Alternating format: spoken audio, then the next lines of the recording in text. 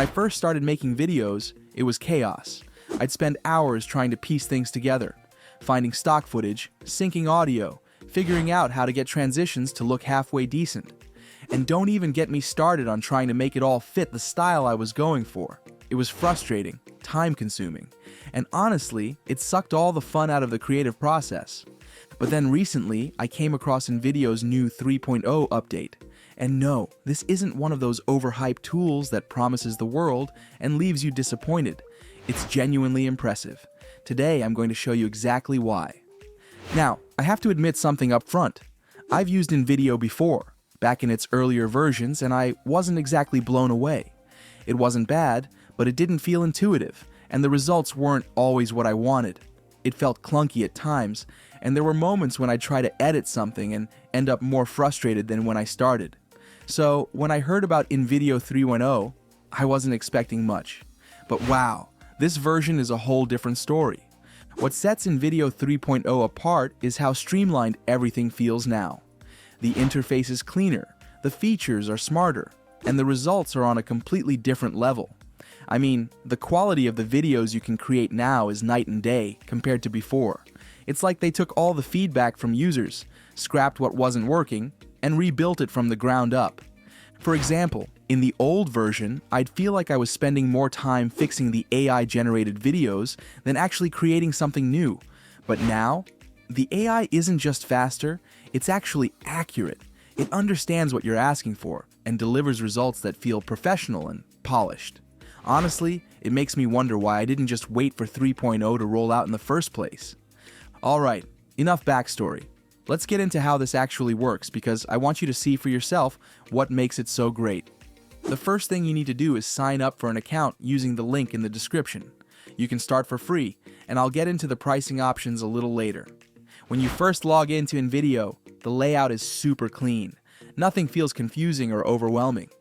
On the left, you'll have all the tabs and features that you need.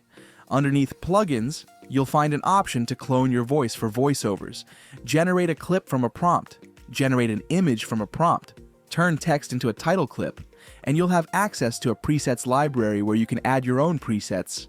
You don't need to pay for or have separate AI tools for generating images, voiceovers, or clips because it's all here in one tool.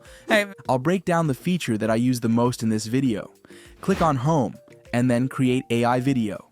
Here, you'll see a box where you can type in a prompt that InVideo will use to make a video from scratch.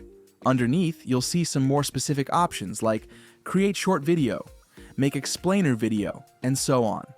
If you click on Workflows, you'll see even more specific options that include generative AI videos, ads, films, and more. If you know exactly what you want to create, these workflows are great because they're specialized for your purpose. As an example, let's say I want to create an animated short-form video for TikTok and Instagram Reels. I can click on Animated Short, which will bring up this box. Here, I just need to type in a topic. I can say something like a sad story about a lonely boy who becomes friends with a bunny. For the settings, I'll just adjust these aspects. For example, I can type in make the background music sad and emotional at first, and then uplifting toward the end. I'll keep the language set to English. I'll pick add word-by-word subtitle. For the voice actor, I'll pick a male with a clear American voice. With the free plan, you can only use stock footage. So I'll pick that for now so that you can see what the most basic plan can produce. But if you go for the generated footage, it looks a lot more original and unique. For the audio, I can pick Use YouTube Audio Library Only, as the audio is usually copyright free this way. Now that I've filled all of this information out, I'll click on Continue, then Generate a Video. InVideo will analyze all the instructions, write a title, and then confirm some details. I'll pick 2 minutes for the maximum duration, families for the audience, and then Instagram Reels for the platform. Then, I'll click on Continue. InVideo AI will get to work. I can tick the Notify When Ready box while the AI puts the video together. InVideo AI will write a script, generate a voiceover from the script, and add visuals, background music, and subtitles as I've requested. Here's the final product. As you can see, this is seriously impressive. But I know what you're thinking. What if the AI doesn't get your video quite right? That's what's great about this tool. If there's something you don't like, you can tweak it. You're not locked into what the AI gives you. You can swap out a clip, adjust the pacing, or even change the story. All you have to do is give a prompt with the changes that you want in this box, where it says, "Give me a command to edit." I can type in something like, "Make the voiceover slower and sadder," and hit generate. The editor will work on making the voiceover slower and sadder, like I asked, and then I can watch the video again to see if the change has been made. And it has.